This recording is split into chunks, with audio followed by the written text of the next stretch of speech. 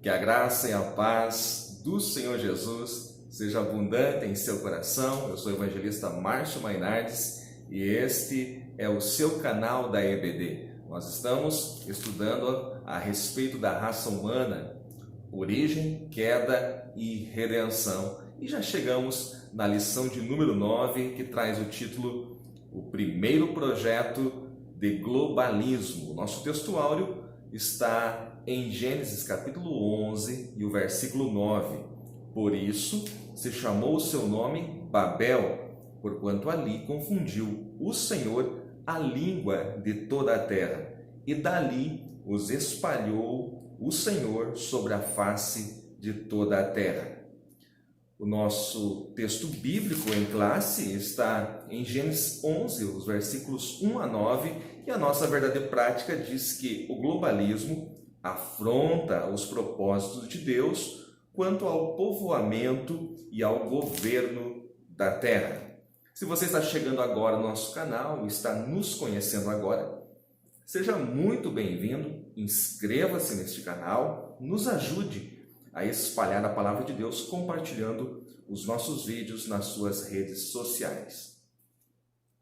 No primeiro momento, nesta aula, é muito importante que você, aluno, professor, saiba responder o que é globalismo. Este é o tema principal. A gente só pode falar de um tema à medida que a gente sabe o que ele significa.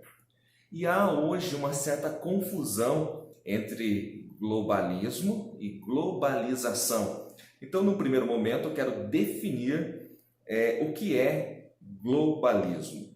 O globalismo é uma política internacional implantada por burocratas que vê o mundo inteiro como uma esfera propícia para a sua influência política.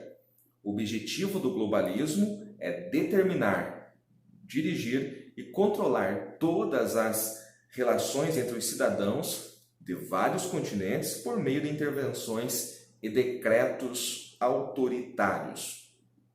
O globalismo é o conceito de tornar o mundo uma nação única, com governo único, leis únicas, religião e cultura única. Então veja que isso que nós acabamos de trazer aqui, a definição de globalismo, não é algo novo. Nós vamos ver já desde os dias de Nimrod, Gênesis 10, Gênesis 11, já existia esse projeto, foi o primeiro projeto de globalismo, e hoje muitos grupos ideológicos estão tentando implantar isto no mundo. Então, isto é globalismo. Se você não conseguiu anotar, eu aconselho que você volte o vídeo, anote essa definição, que vai ser muito útil para a sua aula. Agora, é importante que você separe globalismo de globalização. Globalização econômica é algo muito importante e não se pode confundir os termos. Globalização significa divisão do trabalho em nível mundial. É um processo econômico e social que estabelece uma integração entre os países e pessoas de todo o mundo, diminuindo as distâncias e facilitando as relações comerciais e culturais. Então, a globalização econômica é muito importante. Como que eu posso ter um produto que só é produzido na China, ou é produzido num valor bem menor? Como que eu tenho acesso aqui do outro lado do mundo? Através desta globalização econômica. Então, eu estou trazendo esse conceito porque na política aí atual, na internet, há muita gente confundindo globalismo com globalização. Nós somos contra, o globalismo, não contra a globalização econômica, que é algo muito importante para o capitalismo. Vamos então ao texto da nossa lição, que começa ali falando a respeito da segunda civilização humana. É o primeiro tópico da nossa lição.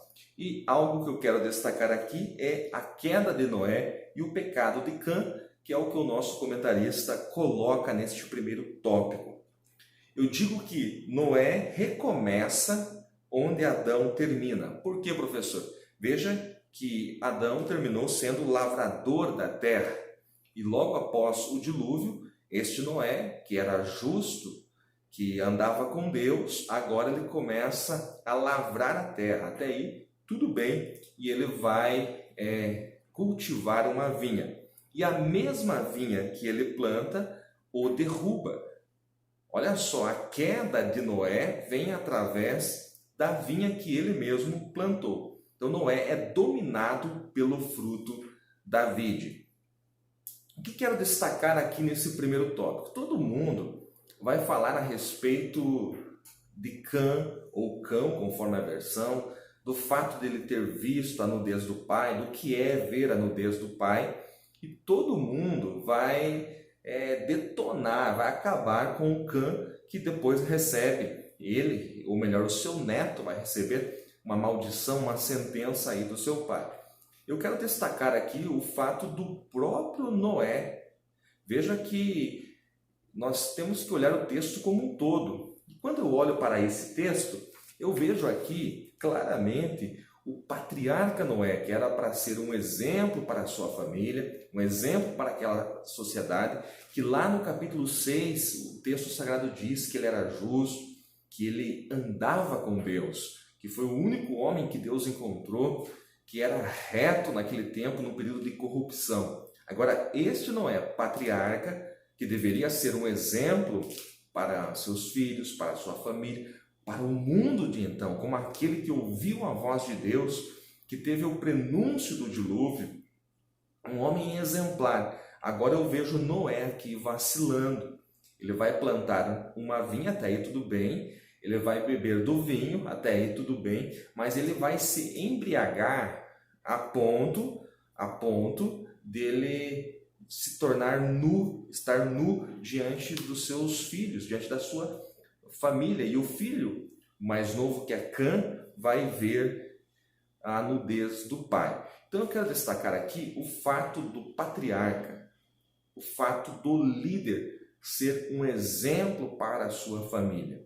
E Noé, assim como outros homens na Bíblia, também vacilou. Então é interessante que você destaque aí a fraqueza de Cã ou de Cão, mas também olhe para este lado de Noé. Apenas ressaltando algo que eu falei aqui e que pode pegar mal, eu quero consertar algo aqui. Eu falei que Noé plantou uma vinha, até aí tudo bem, tomou do vinho. Nesse tempo, irmãos, não há regras, não há tradições quanto a isso. Eu não quero fazer um anacronismo, ou seja, tirar o texto dessa época e trazer para o hoje, né? Hoje as coisas são bem diferentes, então para aquela época tudo normal. O problema é que Noé chegou a ponto de perder a razão. Noé chegou a ponto de perder os sentidos para um homem que é um líder, para um patriarca, para um homem que era um exemplo ou deveria ser para aquela sociedade. Isto é muito mal. Então é interessante que você destaque, porque nem a lição, nem os livros teológicos destacam esta fraqueza de Noé. Indo então mais à frente, para a descendência de Noé, o que nós vemos a partir do capítulo 10, ali naquela genealogia, nós vamos ver logo o início de Babel e o projeto do globalismo. E tudo vai começar no capítulo 10, não no 11, com Nimrod. O nome Nimrod significa rebelião. E é interessante que Nimrod, ele era neto de Cã, que começa a ser poderoso diante do Senhor. O que é ser poderoso diante do Senhor? No original hebraico, esse texto quer dizer que ele era poderoso contra a face do Senhor. Ou seja, para que você entenda melhor, não há ninguém grande na face ou diante do Senhor. E Nimrod quer ser grande contra a face do Senhor. Essa seria a melhor tradução ali da frase em hebraico. Então isso está em Gênesis 10, versículos 8 e 9. Por isso que Nimrod é, sem sombra de dúvida, o primeiro tipo do anticristo. Vamos então olhar para esse texto que está na nossa lição e tirar daqui alguns conceitos. Gênesis 11, 1, na nossa versão tradicional, Almeida Revista Corrigida, diz que era toda a terra de uma mesma língua e de uma mesma fala. Esse texto também não está traduzido corretamente nesta versão de Almeida. Por quê? língua e fala é a mesma coisa. Nada mais é do que uma redundância. No texto hebraico está escrito que era toda a terra de uma mesma etnia e de um mesmo idioma. O que nós vemos em Gênesis 11 é Deus dividindo as línguas e também as etnias. Gênesis 11, 2, no nosso texto bíblico, nós vemos que este lugar aqui onde os homens vão se reunir é na antiga Mesopotâmia, terra de Sinar ou Sinear, conforme a versão. Essas variantes de versões aí, não é legal que você, professor, pare para tentar definir, porque vai de cada versão. Então, terra de Sinar ou de Sinear, não perca tempo com essas coisas aí. Mas ficava na antiga Mesopotâmia. Agora veja algo interessante. Se você olhar para Daniel 1, versículo 2, quando o povo de Judá vai ser levado cativo, olha só, Daniel 1, versículo 2, onde este povo vai ser levado cativo. Exatamente para a terra de Sinar, para a antiga Mesopotâmia, a Babilônia. Babel vai dar origem à Babilônia. Então, este lugar aqui, onde houve esta rebelião de Nimrod, vai ser futuramente um cativeiro para os judeus. Os judeus serão cativos na terra de Sinar, está escrito em Daniel 1, versículo 2. Olhando para o versículo 4 da nossa lição, onde diz assim que eles falaram: eia, edifiquemos nós uma cidade e uma torre. Vamos tirar alguns conceitos daqui. Uma cidade. É interessante saber que Deus fará descer a sua cidade, a Nova Jerusalém. E isso não é algo revelado para mim hoje. Para mim é fácil ter essa revelação porque eu leio isso na Bíblia. Mas Abraão, que viveu num tempo que não existia a Bíblia, ele já esperava esta cidade, conforme está registrado no livro de Hebreus. Livro de Hebreus, capítulo 11, está registrado isso.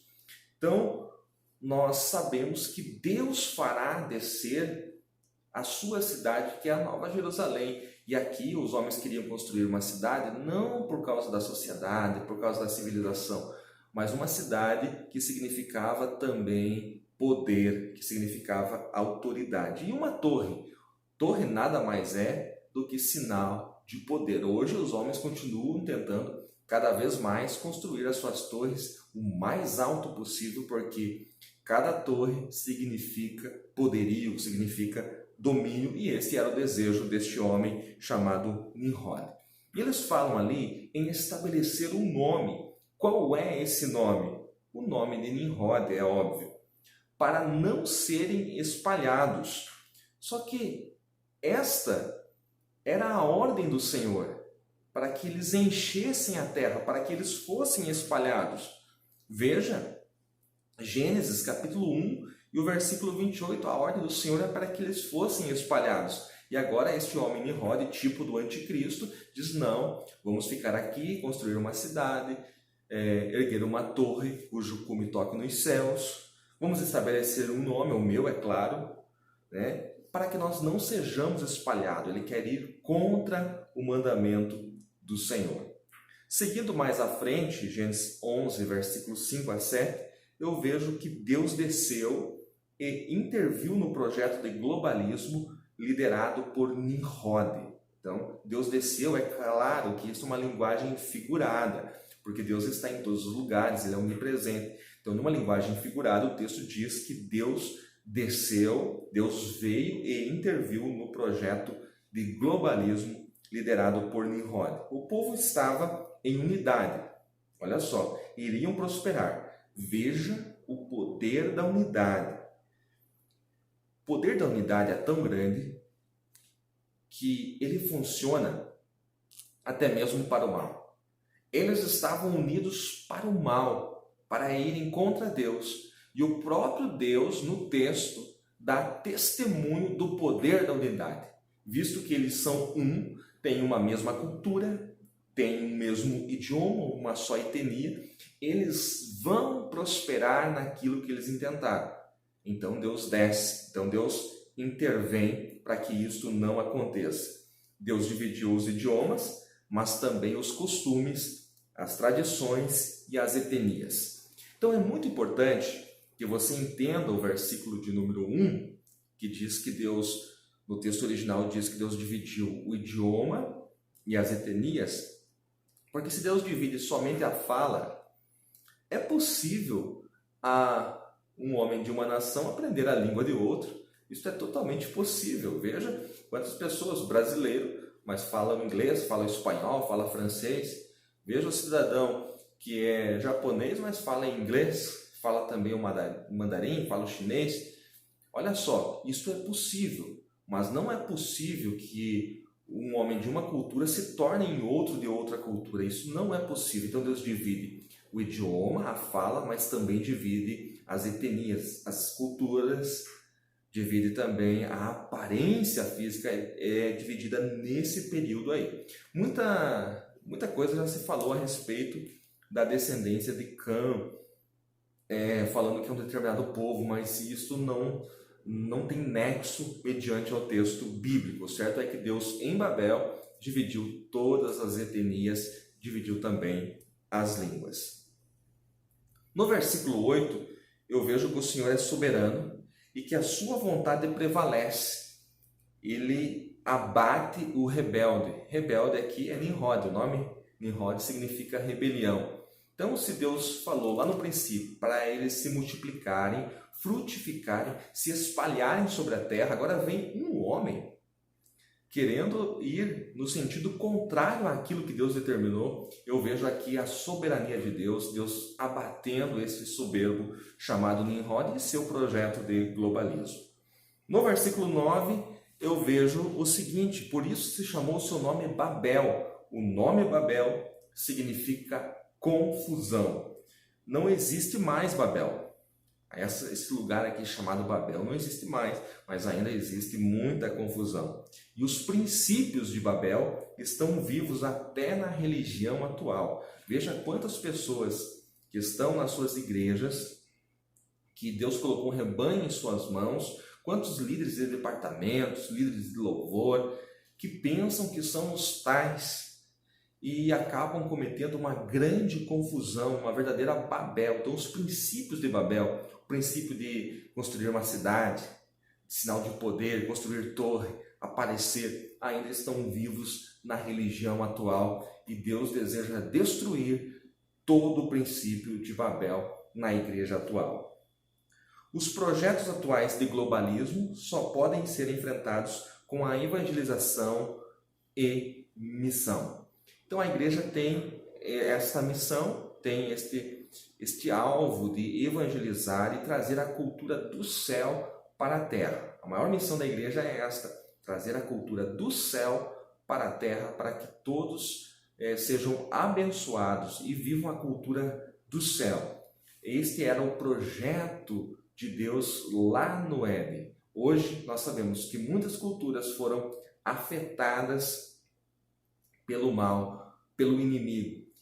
E a igreja tem a solução. Quando a igreja tem a palavra, quando a igreja tem a solução para esse problema que muitas culturas vivem, muitas vezes a igreja se omite. Nós estamos aqui para estabelecer a cultura do céu, visto que nós somos de outro lugar, visto que nós somos embaixadores do reino dos céus. Esta é a minha missão, esta também é a sua missão. É claro, antes de finalizar esta aula, que nós temos que ter muito cuidado quando nós falamos de missões transculturais. Um missionário não pode, em hipótese alguma, chegar num grupo totalmente diferente, numa tribo indígena, numa tribo lá na África, por exemplo, e querer colocar uma cultura diferente neles de qualquer maneira. E isso leva muito tempo, né, para que se mude alguns conceitos, e muitas vezes o evangelho tem que ser disseminado por uma porta que se abre em meio à própria cultura. Um livro que eu li e marcou a minha vida, eu quero indicar aos irmãos, é o Fator Melquisedeque. Eu acho que é a editora Vida. Pesquise o Fator Melquisedeque para que você entenda essa questão das missões transculturais. Porque ao mesmo tempo que nós como igreja temos que trazer a cultura do céu e temos que disseminar a cultura do céu, nós temos que respeitar as culturas que existem, mesmo que elas muitas vezes afrontem aos princípios bíblicos para que nós possamos ter uma porta de entrada em meio a diferentes povos. Porque senão o missionário não consegue nem entrar, o evangelho nem consegue nem penetrar, porque já se bloqueia nesta entrada quando o missionário vem de outro país e condena aquela cultura ali. Então é preciso entrar nessa cultura para depois trazer os valores do reino de Deus. Queridos, eu quero agradecer a todos que sempre acompanham a nossa aula. Comente, deixe o seu joinha e sempre esteja orando por nós. Nós precisamos muito das suas orações. Que Deus em Cristo os abençoe ricamente.